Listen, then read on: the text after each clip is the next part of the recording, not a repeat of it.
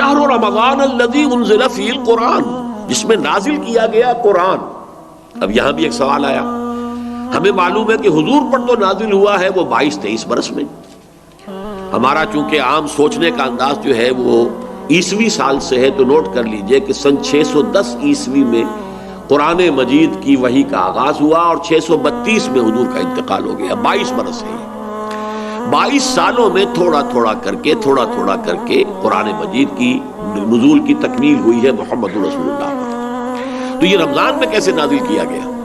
اور دوسری طرف ہم دیکھتے ہیں کہ لیلۃ القدر یا لیلۃ المبارکہ جو قرآن مجید میں 2 جگہ آیا ہے، انا انزلناہ فی لیلۃ القدر وما ادراک ما لیلۃ القدر، لیلۃ القدر خیر من الف شہر، وہ ایک رات میں اترنے کا ذکر ہے، اور اس میں تطبیق موجود ہے کہ وہ لیلۃ القدر رمضان مبارک ہی کی ایک رات ہے۔ اس اعتبار سے یہ جو رمضان میں یا رمضان کی ایک مبارک شب میں قرآن کا نازل کیا جانا، اس کا مفہوم کیا ہے؟ 2 آراء اس میں ہیں۔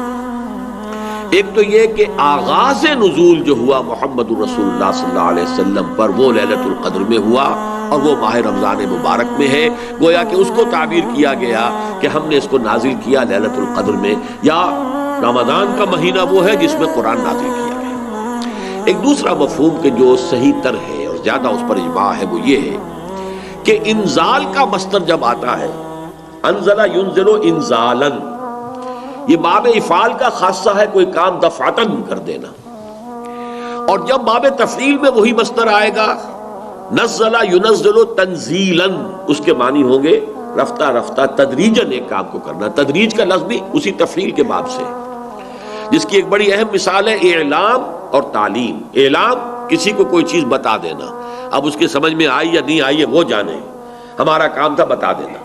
ایک ہے تعلیم، بڑے اہتمام کے ساتھ محنت کر کے کوئی چیز سمجھانی ہے، پھر یہ بھی دیکھنا ہے یہ بات سمجھ میں آ گئی تو اگلی بات سمجھاؤں، اس کے اندر درجہ بدرجہ جو ہے اس کو علم دیا جا رہا، یہ تعلیم ہے۔ تو قرآن مجید میں نزول کے لیے یہ دونوں صیغے آئے، رمضان مبارک اور لیلۃ القدر یا لیلہ مبارکہ، اس میں آتا ہے باب افعال، شہر رمضان الذی انزل فیہ القرآن انا انزلناہ فی لیلۃ القدر انا انزلناہ فی لیلۃ مبارکۃ۔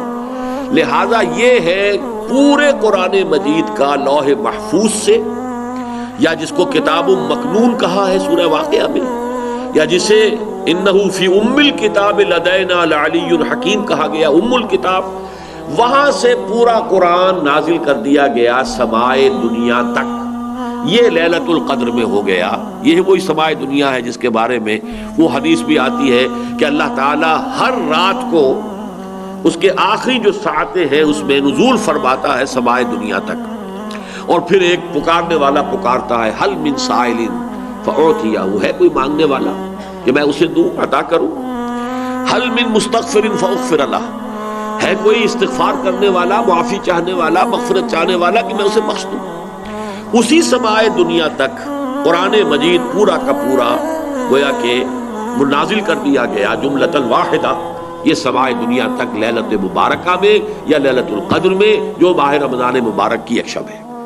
البتہ وہاں سے حضرت جبرائیل علیہ الصلوۃ والسلام تھوڑا تھوڑا کر کے اس کو نازل فرماتے رہے حضور پر، اور یہ ترتیب نزولی ہے حضور کی دعوت و تحریک کے تقاضوں کے مطابق، جبکہ جو اصل ہے لوح محفوظ میں اور کتاب مکنون میں اور ام الکتاب میں، وہ ترتیب وہ ہے جس کے ساتھ کہ پھر حضور نے اس کو مرتب کر دیا اللہ تعالیٰ کے حکم سے، ان علینا جمعہ وقرآنہ فاذا قرأناہ فاتبع قرآنہ۔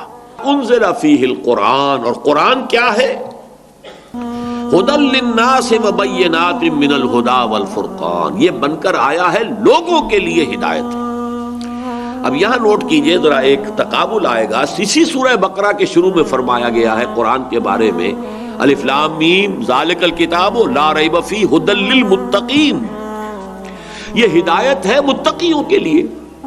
یہاں فرمایا ھدی للناس، تمام انسانوں کے لیے، تو اس میں مطابقت کیا ہے، تطبیق کیسے ہوگی؟ وہ یہ ہے کہ قرآن مجید اپنی جگہ پر فی نفسہ ہی علی مقامہ ہی تمام انسانوں کے لیے ابد الآباد تک کے لیے یہ ہدایت ہے، رہنمائی ہے، عوام کے لیے بھی، خواص کے لیے بھی، عام لوگ ان پڑھ جاہل ان کے لیے بھی، اور بڑے سے بڑے حکیم اور فلسفی اور دانا اور سائنسدان کے لیے بھی، اپنے دور میں جب کہ قرآن نازل ہوا اس وقت کے عوام و خواص کے لیے بھی، اس وقت بھی دنیا میں بڑے بڑے فلسفی تھے. ایران کے ایرانی قوم کی تو گھٹی میں فلسفہ اور منطق پڑی ہوئی تھی، لیکن ان کے لیے بھی ہدایت نامہ قرآن ہی تھا. عام بدوؤں کے لیے بھی ہدایت نامہ قرآن تھا. پھر یہ کہ آج اس صدی کے اندر علامہ اقبال جیسی شخصیت، انہیں بھی تو آخر کار جو تسکین حاصل ہوئی ہے، ان کے علم کی جو پیاس بجھی ہے، وہ تو قرآن سے بجھی ہے. انہوں نے اپنے فلسفے کے لیے بھی سورس جو ہے فلسفہ خودی کے لیے سورہ حشر کی ایک آیت کو معین کیا. تو اس حوالے سے یہ ہے تو اپنی جگہ ہدی للناس، البتہ اس سے استفادے کی شرط لازم تقویٰ ہے. ظاہر بات ہے کہ بھینس کے آگے بین بجائیں تو بھینس کو تو کوئی فائدہ نہیں. ابو جہل کو قرآن سے کوئی فائدہ نہیں ہو سکا، ابو لہب کو کوئی فائدہ نہیں ہو سکا. لیکن جس کے دل میں طلب ہوگی، جو چاہے گا کہ ہاں وہ جاننا چاہتا ہوں کہ حقائق کیا ہیں، میں جاننا چاہتا ہوں سیدھا راستہ کون سا ہے، جس کے اندر یہ پیاس ہے، وہ اس کے لیے جو ہے قرآن مجید اس کے لیے ہدایت نامہ ہے.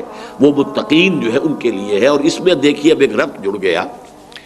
روزے کی عبادت کی غرض معین ہوئی تھی لعلکم تتقون، اور تقوی شرط ہے قرآن سے استفادے کے لیے. لہذا رمضان مبارک کا مہینہ کہ جس میں قرآن نازل کیا گیا، اس میں روزے کی عبادت فرض کر دی گئی تاکہ یہ دونوں چیزیں جڑ جائیں. روزے کے ذریعے سے تقوی پیدا ہو، اور اس تقوی کی پونجی لے کر ایک انسان کھڑا ہو رات کو اور وہ قرآن مجید کی تلقی کی کوشش کرے. تلقی کے معنی کیا ہے؟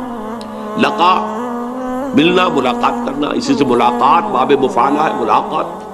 اور اسی تلقی تفاعل کے وزن پر کوئی چیز حاصل کرنا. آپ قرآن کو حاصل کرنا چاہتے ہیں، لیکن اس کے حصول کے لیے تقوی شرط ہے.